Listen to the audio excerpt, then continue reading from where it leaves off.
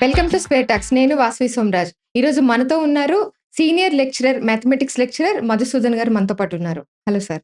Hello అమ్మ. Sir, inter results వచ్చినాయి. And పిల్లలంతా ఎలా సెలబ్రేట్ చేస్తున్నారు? పిల్లలు రిజల్ట్‌ని బట్టంటే సక్సెస్ అయిన వాళ్ళు సెలబ్రేట్ చేసుకుంటారు. ఓకే.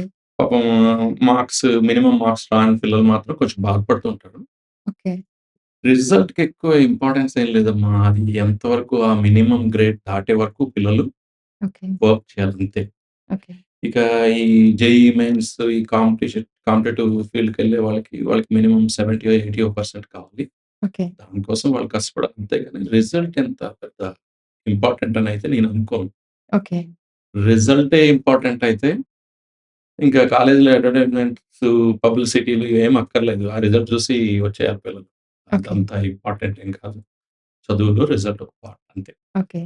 సార్, కొంతమంది పేరెంట్స్‌కి పిల్లలకి ఎవరికైనా రిజల్ట్స్ సరిగ్గా రాకపోతే కాలేజ్‌ని ఏదో ఒకటి అనడం, అండ్ ఫ్యాకల్టీ సరిగ్గా లేదు, వాళ్ళు సరిగ్గా విద్యాబోధన సరిగ్గా లేదు అని చెప్పి అనటం, అలా జరుగుతూ ఉంటాయి కదా! సో, లెక్చరర్స్ నిజంగా అలా ఉండటం వల్ల పేరెంట్స్ అలా అంటున్నారంటారా? లేదమ్మా. ఏ కాలేజీ కూడా వాళ్ళ స్టూడెంట్ ఫెయిల్ అవ్వాలనుకోదు. ఓకే. ఏ లెక్చరర్ కూడా పిల్లవాడిని ఫెయిల్ చేయాలి అని అనుకోడు. ఓకే. అందరికి ఒకలాగానే చెప్తాడు. ఓకే. నేను ఒకటి చెప్తే కొంచెం అభ్యంతరం అవుతుందేమో. లెక్చరర్ పిల్లోడిని పై స్థాయికి తీసుకెళ్ళలేడు, కింద స్థాయికి తీసుకురాలేడు. ఓకే. చెప్తాడు అంతే. ఓకే. ఒక స్టూడెంట్ ఎఫర్ట్‌తోనే ఓకే. వాళ్ళు మంచి మార్క్స్ తెచ్చుకోగలుగుతారు. ఓకే. స్టూడెంటే ఎగ్జామ్ రాసేది. ఓకే. లెక్చరర్ అందరికి చెప్తాడు. ఓకే. అందరికి ఒకలాగానే చెప్తాడు. కొంతమంది మంచి మార్క్స్ తెచ్చుకుంటారు. కొంతమంది స్లో అంటే అది పిల్లల్లో ఉంటుంది తేడా. ఓకే. ఇంతకుముందు కూడా చెప్పాను. గ్రేట్ స్టూడెంట్సే ఉంటారు. గ్రేట్ లెక్చరర్స్ ఉండరు. ఓకే. లెక్చరర్స్ అందరూ ఒకటే. స్టూడెంట్సే గ్రేట్. ఓకే. అండ్ పిల్లల స్టడీస్ టైమ్‌లో మామూలుగా కాలేజ్ స్టూడెంట్స్ మీరెంతో మందిని చూసే ఉంటారు. హ్మ్. అంటే లెక్చరర్‌కి, ఒక స్టూడెంట్‌కి మధ్య బాండింగ్ అనేది సో, మెయిన్ లెక్చరర్స్ దగ్గర ఉండాలా? పిల్లల దగ్గర ఉండాలా? లెక్చరర్స్ దగ్గర ఓకే. లెక్చరరే స్టూడెంట్ దగ్గరికి వెళ్ళాలి. ఎందుకంటే వీడు ఎక్స్‌పీరియన్స్ పర్సన్ ఓకే. ఈయన. హ్మ్. సార్‌కి చాలా ఎక్స్‌పీరియన్స్ ఉంది. ఓకే. పిల్లవాడితో మాట్లాడితే వాడి స్టాండర్డ్స్ ఏంటో అతనికి తెలుసు. ఓకే. ఆయన చాలా కాలం నుంచి ఆ పిల్లోడికి చెప్తున్నాడు. ఓకే. వెళ్లి వాడి దగ్గరికెళ్లి చెప్పి, "నువ్వు ఈ టాపిక్ ఇలా ఉన్నావు. అతని వీక్ పాయింట్స్ ఏంటి? అతని స్ట్రెంగ్త్స్ ఏంటి?" చెప్పి ఓకే. వాడిని కొద్దిగా కాన్సంట్రేట్ చేసి ప్రిపేర్ అయ్యేటట్టు చేయాలి. ఓకే.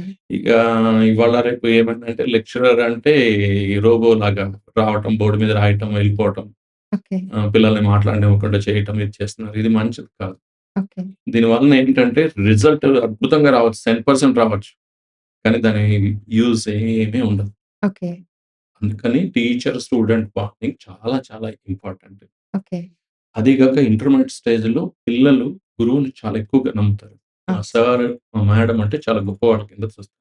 అవును సార్. వాళ్ళ పేరెంట్స్ కన్నా కూడా వాళ్ళు చెప్పేదానికి ఎక్కువ ఇంపార్టెన్స్ ఇస్తారు. హ్మ్. అలాంటప్పుడు ఈ లెక్చరర్స్ పేరెంట్ రోల్ తీసుకొని వాళ్ళని గైడ్ చేసి, "నాన్న ఇది తప్పు, ఇలా చేస్తున్నావు, ఇలా ఉండాలి, ఇలా చదువుకోవాలి. ఈ బ్యాక్‌లాగ్ వస్తే నీకు నెక్స్ట్ ఇయర్ ఇది కష్టమవుతుంది" అని క్లియర్‌గా చెప్పాలి.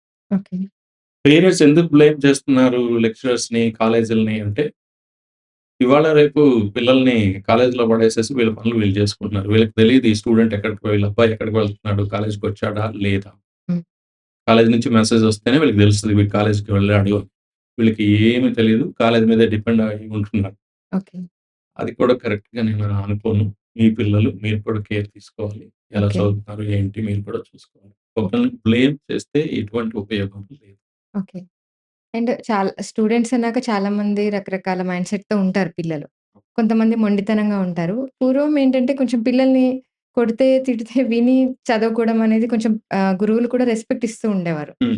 ఇప్పుడు పిల్లల్ని కొట్టాలన్నా గూడా స్కూల్స్‌లో గాని, కాలేజెస్‌లో కొంచెం దండించడానికి కూడా ఫ్యాకల్టీ కూడా భయపడుతూ ఉన్నారు గదా సార్! సో, అలాంటి పిల్లల్ని మీరెవరైనా ఫేస్ చేసారా? నాకైతే లేదమ్మా. నాకు అదృష్టం. ఎవ్వరు బ్యాక్ ఆన్సర్ చెప్పే పిల్లలు లేరు. ఓకే. చాలా వరకు వింటారు. ఎందుకంటే నేను ఫ్రెండ్లీగా ఉంటూ స్ట్రిక్ట్‌గా ఉంటాను. ఓకే. వాళ్ళనేంటంటే ఫస్ట్ ఇప్పుడు ఎక్కడ ప్రాబ్లమ్ వస్తదంటే నో అంటే ప్రాబ్లమ్. ఓకే. వాళ్ళని stop. You don't do that అంటే వాడికి కోపం. ఓకే. అలా కాకుండా మోటివేట్ చేస్తూ వాడిని ఆపితే ఆగుతారు పిల్లలు. ఓకే. కాకపోతే ఇదివరకు పిల్లలకి ఇప్పటికి ఏంటంటే పిల్లలకి నాలెడ్జ్ ఎక్కువుంది ఇప్పుడు పిల్లలకి. ఓకే. కావాల్సిన దానికన్నా చాలా నాలెడ్జ్ ఉంటుంది. ఓకే. వాళ్ళు బిహేవియర్ పరంగా లేకపోతే కంట్రోల్ కావట్లేదు ఇదని okay. Okay. At the same time చాలా ఫాస్ట్‌గా నేర్చుకోగలుగుతారు. హ్మ్. వీళ్ళని కొంచెం మోటివేట్ చేసి ఓపికగా చెప్తే నేర్చుకోగలుగుతారు. ఓకే. కొంతమందేంటంటే వాళ్ళ కాన్సంట్రేషన్ వేరే దాని మీద ఉంటది. ఓకే. సపోజ్ ఒక క్రికెటర్ ఉన్నాడు. హ్మ్. వాడు క్రికెట్ మీదే ఉంటది. మనం ఎంత చెప్పినా సరే వాడికి రైట్ రాడు. అవును. అలాంటి వాళ్ళకి కనీసం పాస్ అయ్యేటట్టుగా ప్రయత్నం చేస్తారు. ఇది ప్రతి లెక్చరర్ చేసే పనే. ఓకే. ఇక మరీ కొంతమంది ఈ మధ్యన వచ్చిన కుర్రోళ్ళు ఏంటంటే ఎంతవరకు వచ్చి చెప్పేసామా, వెళ్ళిపోయామా వాళ్ళ దారిన వాళ్ళు, మన దారిన మన జీతం వచ్చిందా లేదా అనుకుంటే హ్మ్. అనేవాళ్ళు ఉన్నారు కానీ, జనరల్‌గా లెక్చరర్స్ కానీ, టీచర్స్ కానీ పిల్లలతో ఉండి చెయ్యాలి. అది నా ఉద్దేశం. నేను అలాగే చేస్తాను. అంటే పిల్లల సైకాలజీని మనం గూడా స్టడీ చెయ్యాలి. చె అంటే పేరెంట్స్ కూడా అది ఇంపార్టెంట్ అంటారా? పేరెంట్స్ చ కూడా చాలా చాలా ఇంపార్టెంట్. ఓకే. అయితే ఏంటంటే ఒక్కొక్కసారి మనం చెప్పింది వాడు సరిగ్గా రిసీవ్ చేసుకోలేడు. ఓకే. కొంచెం ఓపికగా చెప్పాల్సి ఉంటది. అందుకనే వాడు సక్సెస్ కాడు. ఓకే. ఇప్పుడు ఇంకొకటేంటంటే ఈ మధ్యన రిజల్ట్ రాగానే వీడేదో పెద్ద 100% రిజల్ట్ రాగానే చాలా గొప్పవాడు. ఫెయిల్ అయిపోగానే వీళ్ళు. అదేం లేదు. ఫస్ట్ ఇయర్‌లో ఫెయిల్ అయ్యి సెకండ్ ఇయర్ ఎక్సలెంట్ రాసి మంచి మంచి మార్క్స్ తెచ్చుకొని ఓకే. వెళ్ళినోళ్ళుంటారు. ఓకే. మీరు అబ్జర్వ్ చేస్తే ఇంటర్మీడియేట్‌లో స్టేట్ ర్యాంక్‌లో ఉన్నవాడు జేఈఈ మెయిన్స్‌లో ఎక్కడ కనపడడు. ఓకే. ఎంసెట్‌లో ఎక్కడ కనపడడు. అవును. అంటే ఏంటంటే ఇది వేరు, అది వేరు, ఇది వేరు. పిల్లలు ఎప్పుడైనా చేంజ్ అవ్వచ్చు. ఓకే. కానీ మనం రిస్ట్రిక్ట్ చేస్తే మాత్రం పెద్ద ఉపయోగం ఏమి ఉండదు. వాళ్ళని మౌల్డ్ చేయాలంతే. ఓకే. ఇప్పుడు మన క్రికెటర్ 'టెండూల్కర్' కోచ్ ఉంటారు 'ఆర్చరేకర్' ఆయన. ఓకే. ఆయన 'టెండూల్కర్‌కి' ఇచ్చారు. 'వినోద్ కాంబ్లీకి' ఇచ్చారు. చాలా మందికి కోచింగ్ ఇచ్చారు. 'వినోద్ కాంబ్లీ' 'టెండూల్కర్' కన్నా చాలా మంచి స్థాయికొచ్చారు ఫస్ట్. ఓకే. తర్వాత డిసిప్లైన్ లేదు. తర్వాత ఫాలో అప్ లేకపోవడం వలన ఆయన పడ్డాడు. ఓకే. 'టెండూల్కర్' గేమ్‌తో పాటు డిసిప్లైన్ కూడా ఉంది. ఓకే. నా ఉద్దేశంలో డిసిప్లైన్ కూడా చాలా చాలా ఇంపార్టెంట్. హ్మ్. రిజల్ట్ కన్నా డిసిప్లైన్ చాలా ఇంపార్టెంట్ నా ఓకే. ఉద్దేశం. అండ్ లెక్చరర్స్ ఐఐటీలో చదువుతున్న వాళ్ళు ఉండాలా సార్? అసలు ఐఐటీలో చదివే వాళ్ళు లెక్చరర్స్ ఎలా అవుతారమ్మా చెప్పండి నాకు? ఓకే. ఐఐటీ స్టూడెంట్ వాడు లెక్చరర్‌గా ఎందుకొచ్చాడు? ఓకే. ఇవాళ రేపు ఇదొక పెద్ద ఫ్యాషన్ అయిపోయింది. అవును. ఈయన NIT Warangal sir. NIT Warangal lecturer ఇక్కడికెందుకొచ్చాడు లెక్చరర్‌గా చెప్పడానికి? అవును. ఈయన లేకపోతే భవన్స్‌లో ఏదో ఇది ఇంజినీరింగ్ చదివాడు సార్. యాహ్! ఎంజీఐటీ ఏదో కాలేజ్ చెప్తారు. ఇందులో అవును. టాపర్ సార్ ఈయన. ఈయన అవును. లెక్చరర్‌గా వచ్చేసారు. అవును. లెక్చరర్‌గా ఎందుకొస్తున్నాడు అంత టాపర్ ఆయన? ఓకే. అది. టీచింగ్ వేరు, టెక్నికాలిటీ వేరు. బీటెక్ వాళ్ళు టీచింగ్‌కి పనికిరారు నా ఉద్దేశం. ఓకే. టీచింగ్‌కి ఎవరు పనికొస్తారు అంటే బీఎడ్ ట్రైనింగ్ ఉండాలి. బీఈడీ చేసిన వాళ్ళే టీచర్. ఓకే. టీచింగ్ వేరు, గివింగ్ నాలెడ్జ్ వేరు. ఓకే. టీచ్ చేసేటానికి ఇయన్నీ ఇప్పుడు కొద్దిగా ఈ మధ్యన మీరు చెప్పింది వింటున్నా చాలా కాలేజీలో. ఒకాయన నేను ఈ మధ్యన వెళ్ళాను. ఆయన ఐఐటీ అనంట కాలేజ్ పెట్టారాయన. ఓకే. అక్కడ చూస్తే ఎళ్తే ఆయన చెప్తున్నారు, "సార్ మీరు జస్ట్ ఎంఎస్సీ బీఎడ్ సార్. ఈయన నల్సార్ యూనివర్సిటీలో లా చదివాడు సార్. హ్మ్. ఈయన పలానా దాంట్లో ఇచ్చేసాడు సార్. ఇది అది టాప్, ఇది టాప్" అని చెప్తారు. ఓకే. వీళ్ళందరూ టాపే కానీ స్టూడెంట్స్ మాత్రం సాటిస్ఫాక్షన్ లేరు. ఫస్ట్ ఇయర్ తర్వాత ఎళ్ళిపోతున్నారు పిల్లలు. అవును. అంటే క్వాలిఫికేషన్ ఇంపార్టెంట్ కాదు. టీచింగ్ స్కిల్స్ చాలా చాలా ఇంపార్టెంట్. అవును సార్. ఒక టీచర్‌లు జేఈఈ మెయిన్స్ ర్యాంక్ కొట్టలేకపోవచ్చు. స్టూడెంట్ కొడతాడు. అవును. కానీ కొట్టేటట్టుగా చేయగలుగుతాడు. టీచర్ పని టీచ్ చేయడం. అందుకని అవును. ఈ ఐఐటీ బాంబేలు, లేకపోతే ఎన్ఐటీ వరంగల్లు, లేకపోతే తిరుచి నుంచి వచ్చారు. ఇది పెద్ద ఫ్యాకల్టీ అది ఉపయోగపడుతుందని నేను అనుకోవట్లేదు. అండ్ క్లాస్‌లో కూడా ఆహ్, పిల్లల్ని ఒక స్ట్రెంత్ లిమిట్ అనేది దాటిపోయేలాగా ఎక్కువ మందిని తీసుకుంటూ ఉంటారు. సో, కొంతమంది పిల్లలు వెనకబడిపోవడానికి కూడా అది కూడా ఒక కారణం అంటారా? ఎక్కువ స్ట్రెంత్ ఉండడం వల్ల? 100% ఇప్పుడు ఓకే. తక్కువ మంది ఇప్పుడు మన గవర్నమెంట్ ఏం పెట్టుకున్నారు రూల్ 30, 35 కన్నా ఎక్కువ ఉండకూడదు క్లాస్ అని. ఓకే. అది మాక్సిమం. ఓకే. ఒక లెక్చరరు లేకపోతే ఒక టీచర్ ఆ 35 మెంబర్స్‌ని మానిటర్ చేయగలరు. అవును. నువ్వు 60, 70 పెడితే వాళ్ళ దారిన వాళ్ళెళ్ళిపోతారు. వీళ్ళ దారిన వీళ్ళుంటారు. అవును. ఈయన పాఠమే చెప్తాడా? లేకపోతే ఆ పిల్లల్ని కంట్రోల్ చేస్తారా? ఓకే. దీంతో ఏమి ఉండదు మెకానికల్‌గా. కాలేజీల లాభాల కోసం వీళ్ళని ఒక రూమ్‌లో తోసేసి గొర్రెల్లాగా ఒక రూమ్‌లో తోసేయటమే కానీ, ఎక్కువ స్ట్రెంగ్త్ ఉన్న క్లాస్‌లో పిల్లల్ని పెట్టొద్దు అసల. ఓకే. ఎక్కువ స్ట్రెంగ్త్ ఉంటే కంట్రోలింగ్ కష్టమవుతది. పిల్లలు చదువుకున్న వాళ్ళకి కూడా అది రీచ్ కాదు ఓకే. మీకు. అక్కడ సార్ మాట్లాడుతుంటే చివరికి ఎట్లాగా? ఈ మధ్యన ఈ మైక్‌లో ఏదో తీసుకొచ్చి పెట్టి మైక్ ద్వారా వినిపిస్తున్నారు. అవును. నేను ఒక కాలేజ్‌లో చూసాను. ఒక మంచి లెక్చరర్ చాలా బాగా చెప్తారు. హ్మ్. 70 మందున్నారు క్లాస్‌లో. ఓకే. ఎక్సలెంట్‌గా చెప్తున్నారు. మేము పక్క రూమే మాది. ఓకే. ఆయన క్లాస్ చెప్తుంటే అది ఉన్న స్పీకర్‌ని వీళ్ళు సౌండ్ పెంచుతా ఉన్నారు. ఆ సీరియస్‌నెస్ పోతుంది కదా! అవును. అట్లా అవుతుంటది. కాబట్టి స్ట్రెంగ్త్ ఎప్పుడు 30, 35, 36 మాక్సిమం. ఇక ఎక్స్‌ట్రార్డినరీ అంటే 40. అంతకు మించి ఉన్నది అది క్లాస్ రూమ్. అండ్ బట్ క్లాస్‌లో గూడా సార్ నేను చదువుకున్నాను. చూస్తున్నాం. ఎక్కడైనా కామన్‌గా ఉండేదేంటంటే, బాగా చదివే పిల్లలు ఫ్రంట్ సైడ్ కూర్చుంటారు. హ్మ్. బ్యాక్ బెంచర్స్ ఎప్పుడు బ్యాక్ బెంచర్స్ ఇప్పుడు ఒక బ్రాండ్ అయిపోయిందది. బ్యాక్ బెంచర్స్ అనేది. అంటే వాళ్ళు ఎందుకు అందరూ బ్యాక్ బెంచర్స్ లాగా అలా వెనకుండిపోతున్నారు? ఆ బ్యాక్ బెంచర్స్‌ని ముందుంచి వాళ్ళకి ఎక్కువ కోచింగ్ ఇచ్చి, వాళ్ళకి మంచి టీచింగ్ చెప్తూ ఇట్లా చేయొచ్చు కదా! ఇది చెప్తాను చూడండి. ఈ మధ్యన నేను నిన్నే ఒక పేరెంట్ పిలిసారు. సార్ కొంచెం మా పాప ఫెయిల్ అయింది. కౌన్సెల్ చేయండి. హ్మ్. ఆ పాపని అడిగాను. ఏదో కార్పొరేట్ కాలేజ్‌లో జేఈఈ రాసింది. ఇంటర్మీడియేట్ ఫెయిల్ అయింది. మ్యాథ్స్ ఫెయిల్ అయిందన్నమాట. ఓకే. అడిగితే ఆమె ఏం చెప్తుందంటే, ఇంతకుముందు ఒక లెక్చరర్ ఉండేవాడండి. ఓకే. ఆయన ఏం చేసేవాడు మా స్లో లెర్నర్స్ అందరిని ముందుకు తీసుకొచ్చి కూర్చోబెట్టి మా దగ్గరికొచ్చి చెప్పేవాళ్ళు. చాలా క్లియర్‌గా చెప్పేవాళ్ళు చక్కగా. హ్మ్. మేమందరం సూపర్ చాలా బాగా చెప్తున్నారు పలానా సార్ అని చెప్తే, ఓకే. ఆయన కాలేజీలోంచి తీసేసారు. వేరే లెక్చరర్ వచ్చాడు. ఓకే. ఆయన బోర్డ్ మీద రాస్తాడు వెళ్ళిపోతాడు. ఓకే. దాంతో నాకు కష్టమైపోయింది. సబ్జెక్ట్ కూడా మాకు అర్థం కావట్లేదు. ఏదన్నా అంటే మీరు 10థ్‌లోనే నేర్చుకున్నారు కదా! అని చెప్పడం జరిగింది. అవును. అలాంటివి జరుగుతున్నాయి. కాబట్టి ఈ వెనకబడిపోవడానికి ముందు మేనేజ్‌మెంట్ కూడా కారణం. ఓకే. అండ్ ఆహ్, ఓకే. అంతే చెప్పండి. కారణం అంతే నేను చెప్పను. అండ్ ఐఐటీ కోచింగ్ తీసుకుంటే ఎంసెట్‌లో ర్యాంక్ ఖచ్చితంగా వస్తుందంటారు గదా! ఏం లేదు. ఇది నిజమే. అసలు ఐఐటీకి, ఎంసెట్‌కి సంబంధం లేదు. ఓకే. ఇది అందరూ మోసం. అందరూ చెప్పే మోసం ఇది. మీ వోడు ఐఐటీలో జాయిన్ చేయండి. అవును. ఎంసెట్ అన్నా వస్తది కదా! అని చెప్తారు. ఈ ఎంసెట్ వేరు, ఐఐటీ వేరు. ఓకే. మీరు ఎంపీగా పోటీ చేస్తే ఓడిపోతే కనీసం ఎమ్మెల్యే అవుతారు కదా! అని చెప్పడం లాంటిది. అది ఓకే. సెంట్రల్. ఓకే. ఇది స్టేట్. దీనికి దానికి సంబంధం లేదు. ఆ కాన్స్టిట్యూషన్ వేరు, ఈ కాన్స్టిట్యూషన్ వేరు. ఓకే. దాని కాన్సంట్రేషన్స్ వేరు, దాని ఇంపార్టెన్స్ వేరు, దీని ఇంపార్టెన్స్ వేరు. ఓకే. జేఈఈ మెయిన్స్ జనరల్‌గా చేసే పొరపాటేంటంటే, అందరూ ఈ 10థ్ క్లాస్ పిల్లల దగ్గరికొచ్చేసి, మీరు అక్టోబర్, నవంబర్‌లోని వాళ్ళ దగ్గరికొచ్చేసి, హ్మ్. అక్టోబర్, నవంబర్ అంటే పిల్లలకి ఇంకా సిలబస్ కూడా కాదు. ఆ ఓకే. మూమెంట్‌లో వచ్చి మా కాలేజ్‌లో చేరండి. మేము జేఈఈ మెయిన్స్ చెప్తాం. మీ ఐఐటీ ఇప్పిస్తామని చెప్పారు. ఓకే. స్టేట్ పిల్లలకి ఐఐటీ కోసం వాడు ఇంకా ఎగ్జామ్ రాయలేదు. ఆ పిల్లోడికి ఏమి తెలీదు ఆడిని తీసేసుకో. అది కరెక్ట్ కాదు. సీబీఎస్‌ఈ బోర్డ్ వాళ్ళు నుంచి ఎన్‌టీఏ నేషనల్ టెస్ట్ ఏజెన్సీ అని సీబీఎస్‌ఈ బోర్డ్ వాళ్ళు ఒక కమిటీని ఫార్మ్ చేసి వాళ్ళు ఈ జేఈఈ మెయిన్స్ కండక్ట్ చేస్తారు. ఓకే. ఇది సీబీఎస్‌ఈకి కంటిన్యూషన్. స్టేట్‌కి కాదు. ఓకే. స్టేట్ వాళ్ళు అటు మారాలి. అంతే. ఓకే. అంతేగాని ఎంసెట్ అనేది స్టేట్ సబ్జెక్ట్‌కి స్టేట్ సిలబస్‌కి రిలేటెడ్. ఓకే. సీబీఎస్‌ఈ బ్యాక్‌గ్రౌండ్ ఉన్నవాళ్ళు ఎంసెట్ రాయడం కొంచెం కష్టం. ఓకే. అలాగే స్టేట్ బ్యాక్‌గ్రౌండ్ ఉన్న వాళ్ళకి జేఈఈ మెయిన్స్ కష్టం. ఓకే. ఇందాక మీరు అన్నారు రిజల్ట్ వస్తున్నాయి సెలబ్రేషన్స్ అని. నాకున్న ఎక్స్‌పీరియన్స్‌లో ఏ కాలేజీ కూడా మా కాలేజీలో స్టేట్ ఫస్ట్ ర్యాంక్ వచ్చింది. ఐఐటీలో బాంబేలో వస్తది ఇతనికి. ఇంత పర్సెంటైల్ వచ్చిందని పెట్టారు తప్ప, సెంట్ పర్సెంట్ మా దగ్గర ఉన్న వాళ్ళందరికీ ఐఐటీ వచ్చిందని ఇంతవరకు ఎవ్వరు పెట్టలేదు. ఓకే. అంటే అందరికీ ఐఐటీ రావట్లేదు కదా! కొంతమంది ఫెయిల్ అవుతున్నారు కదా! అవును. మరి మీరు చెప్పిన వాళ్ళలోనే కొంతమంది ఫెయిల్ అవుతుంటే మరి ఈ సెలబ్రేషన్స్ ఎందుకు మీకు? అవును. మీరు సక్సెస్ కాలేకపోయారు కదా! అవును.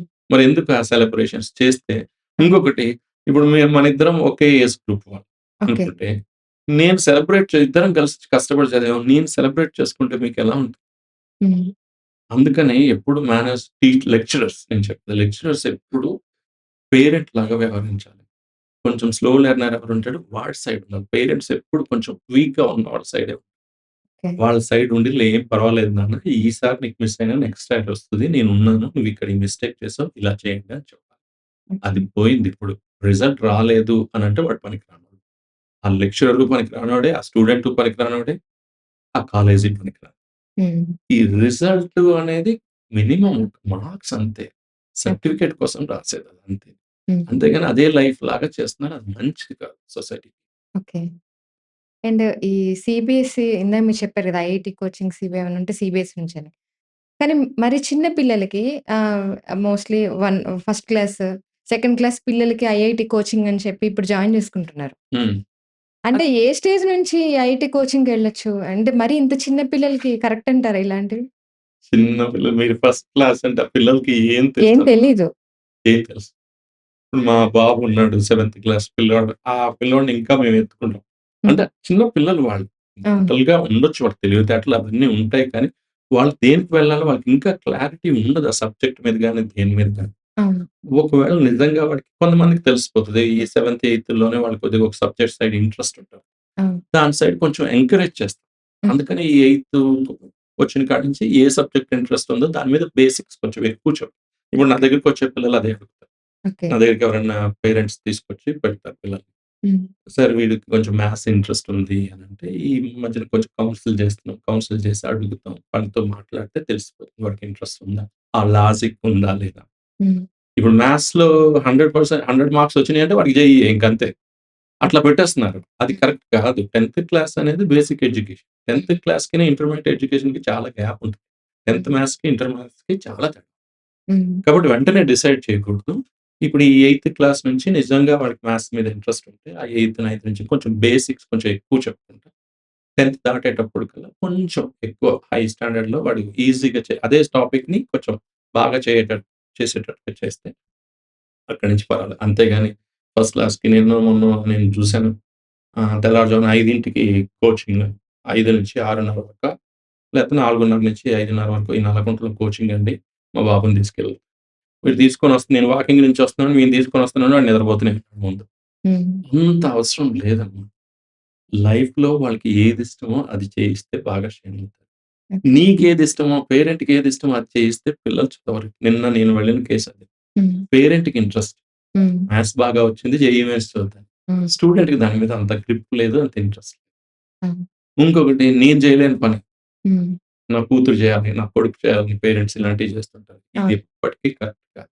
హ్మ్. వాళ్ళ అభిప్రాయాల్ని పిల్లల పైన రుద్దుతూ ఉంటారు. రుద్దుతుంటారు. అదే. హ్మ్. అది చాలా ప్రమాదం. అది ఆ! ఇంకొకటి నేను సమయానికి గుర్తు చేశారు. నేను ఈ మధ్యన ఒక 6 మంత్స్ బ్యాక్ చైతన్య మాదాపూర్ బ్రాంచ్‌కెళ్ళాను. నేను హ్మ్. కాలేజ్ పేరు కూడా మెన్షన్ చేస్తాను. హ్మ్. వెళ్తే అక్కడ ప్రిన్సిపల్ ఏదో మాట్లాడుతున్నాం అయన్నీ ఓకే. వాళ్ళకి కోచింగ్‌లో అన్నీ బానే ఉంది. హ్మ్. ఒక స్టూడెంట్ వచ్చి హ్మ్. ఫస్ట్ ఇయర్ స్టూడెంట్ అనుకుంటా. ఆ పాప వచ్చి ఏదో ప్రాబ్లమ్ ఉంది రిసెప్షనిస్ట్‌కి హ్మ్. నుంచి పేరెంట్‌కి ఫోన్ చేశారు. ఓకే.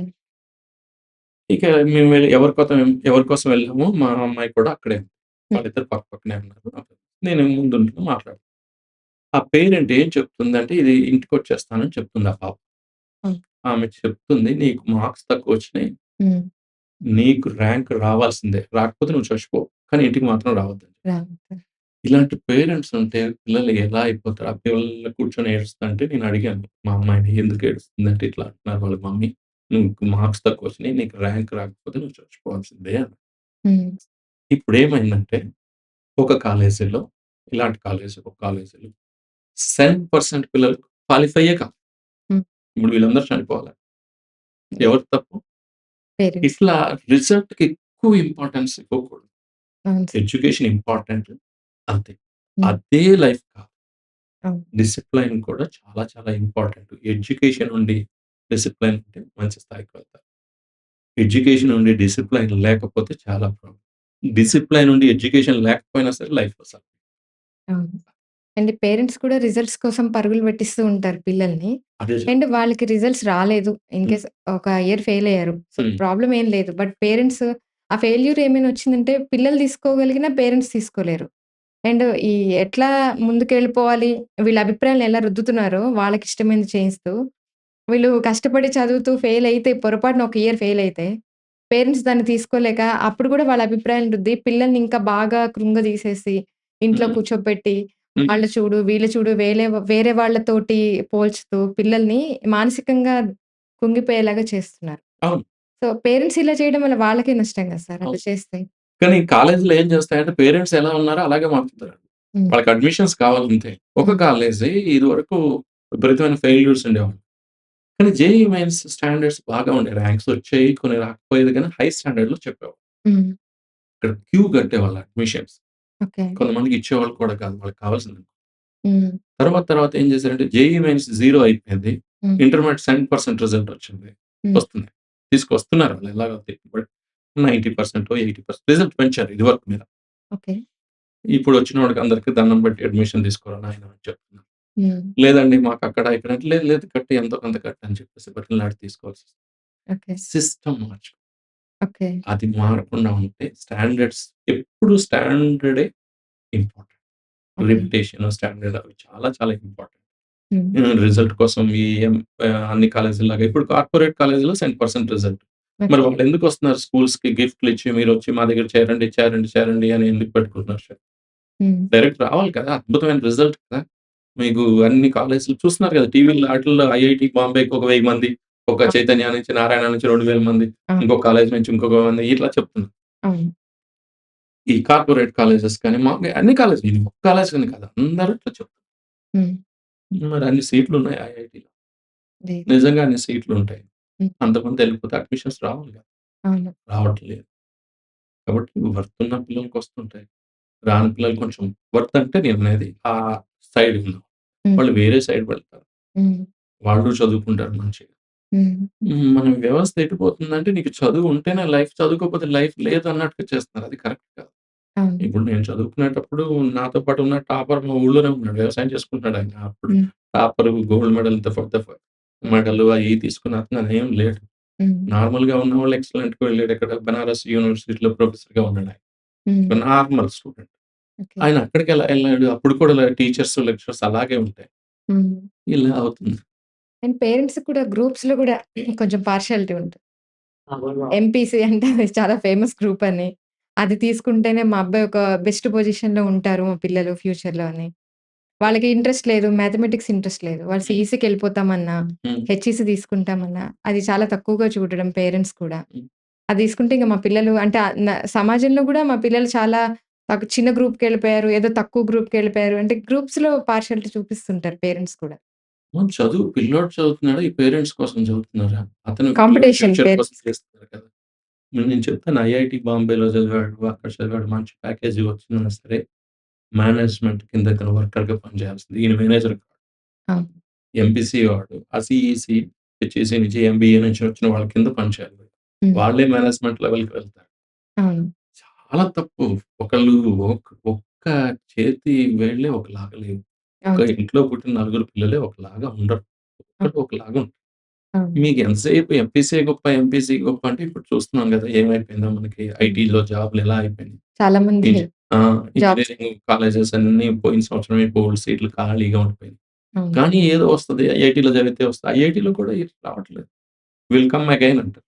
విల్ అవును. కమ్ టు యూ అంటారు. సెలెక్ట్ చేస్తారు. విల్ కమ్ టు యూ అంటారు. యెస్. కాబట్టి వాడికి ఏది ఇంట్రెస్ట్ అందులో చదివించాలి గానీ, ఇదే గ్రూప్ ఎంపీసీయే చదవాలి, ఎంపీసీ చదవాలి అని చెప్పేసి అసలు ఏది ఫోర్స్ చేయొద్దు. హ్మ్. మౌల్డ్ చేయండి. అది క్లాస్ రూమ్ అయినా, లైఫ్ అయినా ఏదైనా మౌల్డ్ చేసి మాట్లాడితే సరి. అంటే నేనొక రీసెంట్‌గా ఒక ఫాదర్‌ని చూసాను. ఆయనేం చెప్తున్నారంటే స్కూల్ మార్చారు. సో, ఆయనేం చెప్తున్నారంటే బాబు సెవెంత్ క్లాస్ చదువుతున్నాడు. హ్మ్. ఆయనేమంటున్నారంటే, "అక్కడ ఊర్లో ఉన్నప్పుడు సరిగ్గా చదవలేదు. మేము కొంచెం గారాబంగా చూసుకున్నాము. ఇప్పుడు మా అబ్బాయికి కష్టం ఏంటో మేము తెలియజేస్తున్నాము, చూపిస్తున్నాము. ఇప్పుడు స్కూల్‌లో మార్కులు చాలా బాగా వస్తున్నాయని."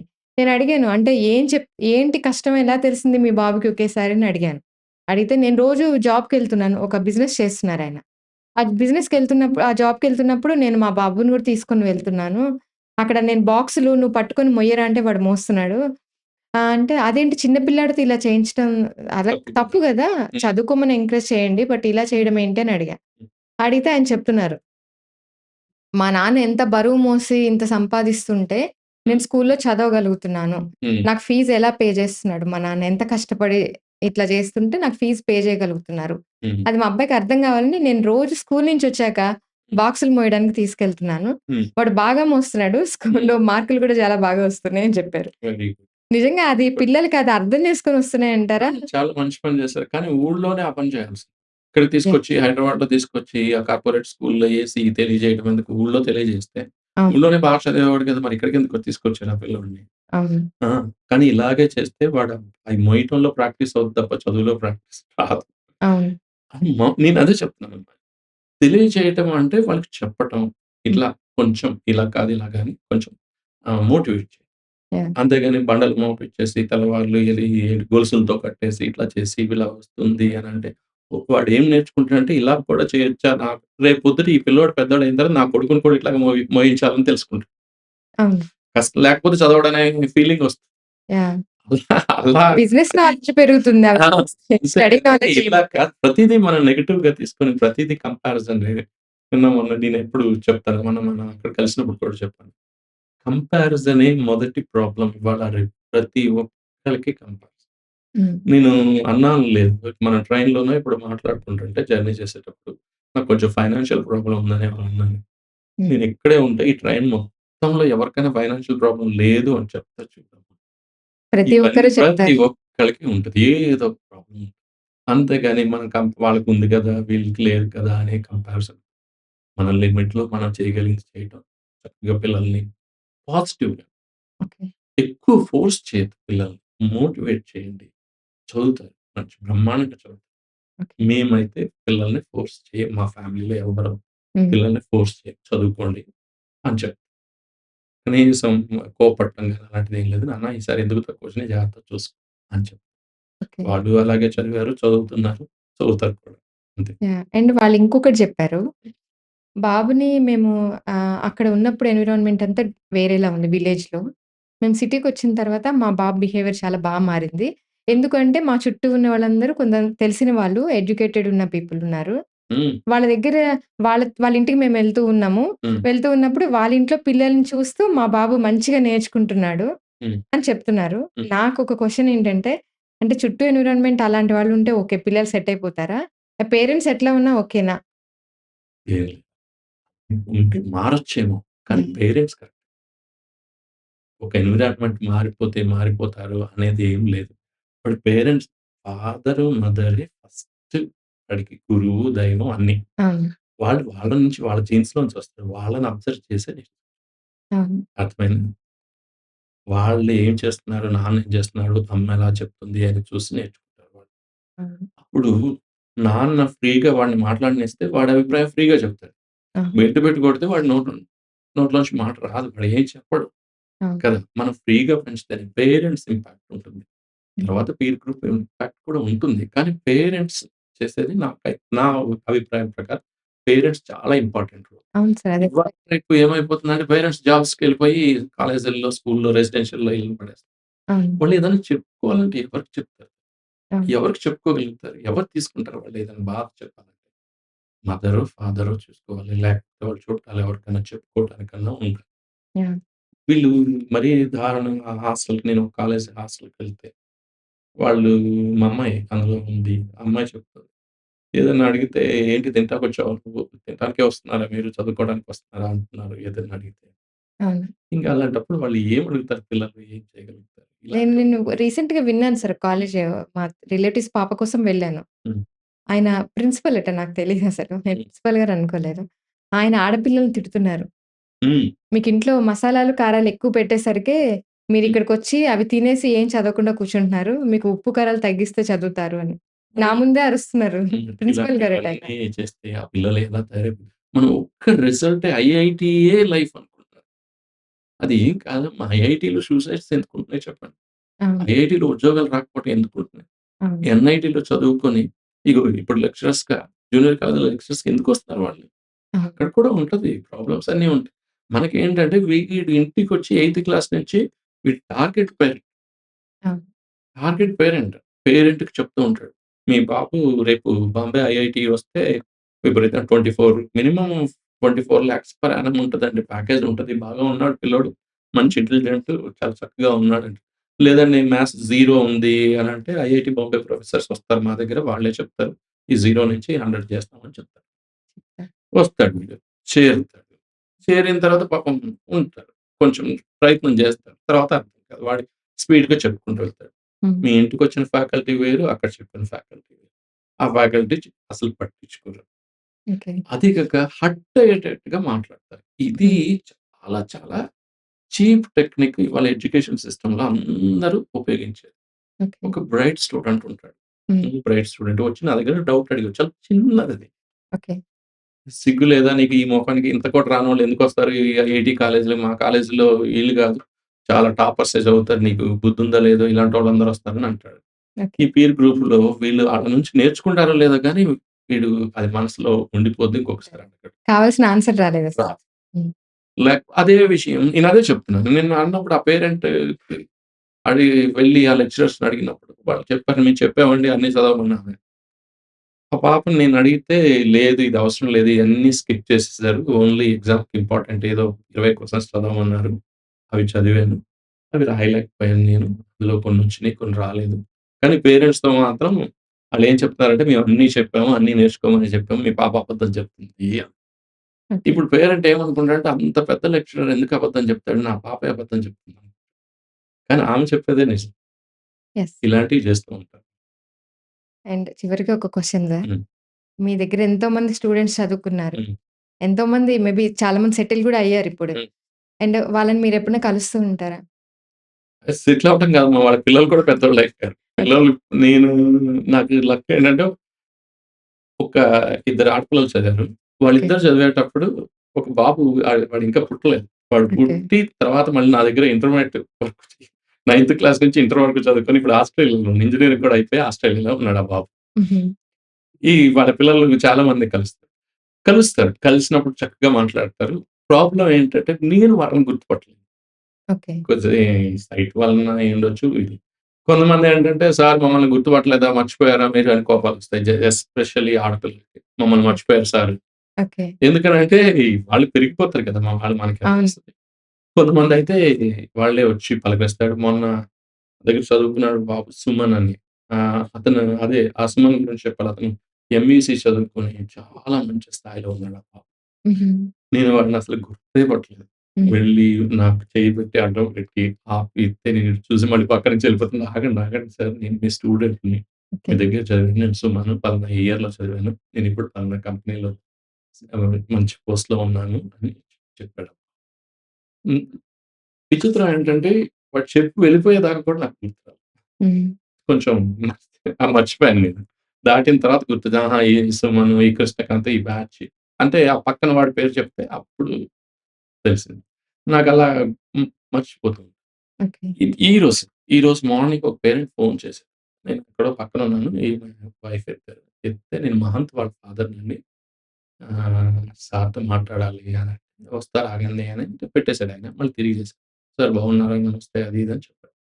బాగున్నానంటే ఆహ్, నారాయణలో ఏసానంటే ఈ బాబుని హ్మ్. బాగా షైన్ అయ్యాడు. హ్మ్. ఇప్పుడు బావుంది. ఇప్పుడు వేరే కాలేజ్‌లో ఏద్దాం అనుకుంటున్నాను. ఏ కాలేజ్‌లో ఎయ్యండి అని. హ్మ్. ఓకే. చూడండి సార్ మీకు తెలుసు కదా! నారాయణలో ఏసారు కదా! కార్పొరేట్ కంటిన్యూ చేయండి అని చెప్పి. హ్మ్. చూసుకోండి మీకెక్కడ హ్మ్. సరే సార్ అని ఆయన పెట్టేసారు. హ్మ్. ఇప్పుడు ఈ మహంత్ ఎవరు?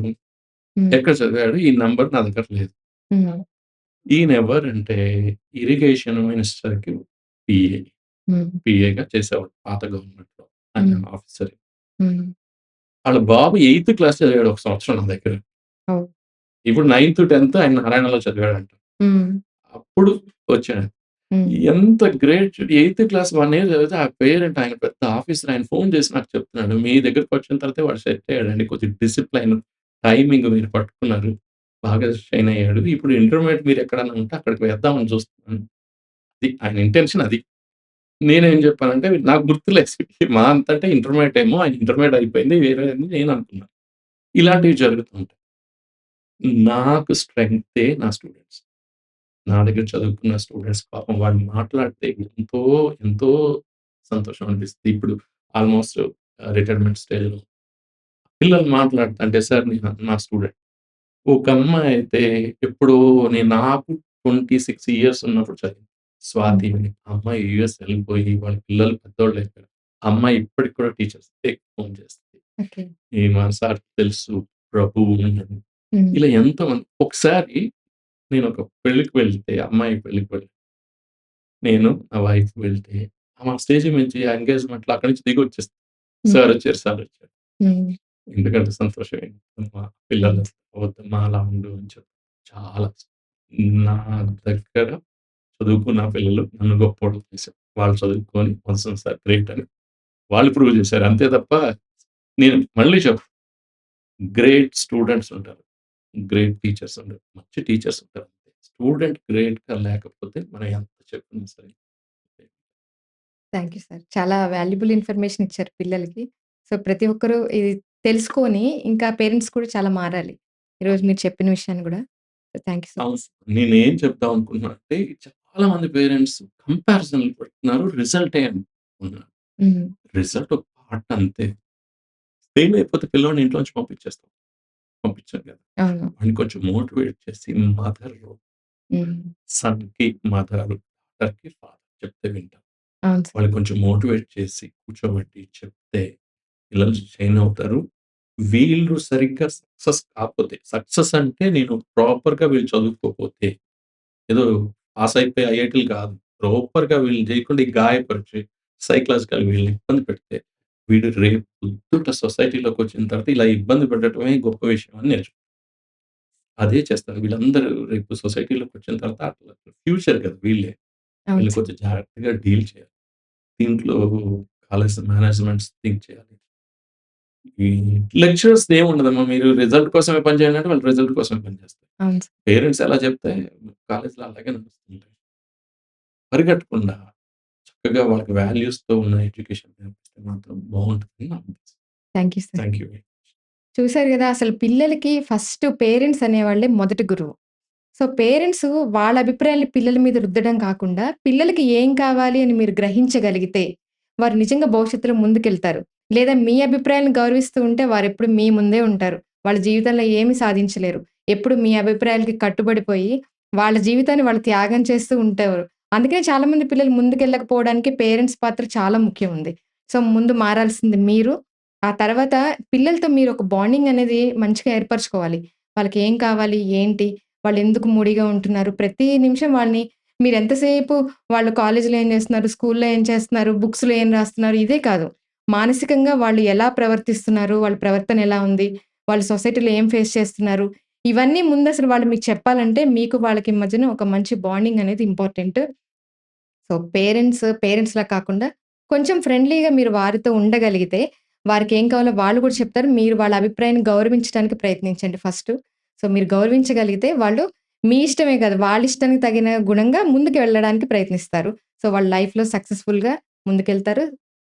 సక్సెస్‌ని సాధిస్తారు. So, thank you so much. And తిరిగి నెక్స్ట్ లెవెల్‌లో మళ్ళీ కలుద్దాం. చూస్తూండండి square talks. Thank you for watching.